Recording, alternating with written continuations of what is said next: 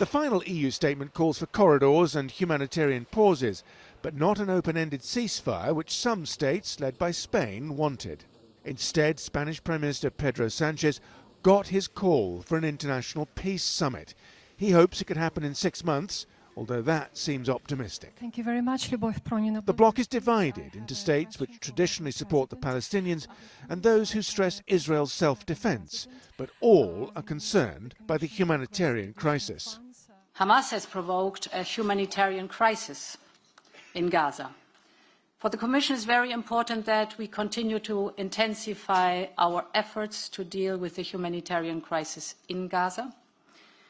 The aid needs to reach Gaza unhindered and quickly.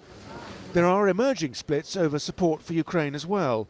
There's a proposal for $53 billion in financial aid for Kyiv, but Hungary and Slovakia are against this in its present form.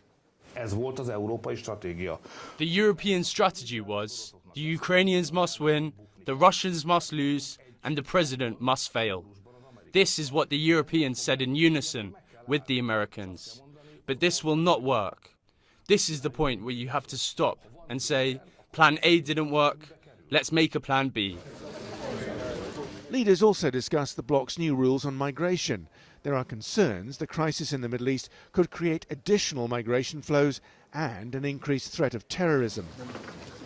And then there's the thorny issue of increasing the EU's budget to pay for higher interest rates, Ukraine and European defence. Some states want an extra $60 billion raised, but others, including Germany, want the money to come from savings.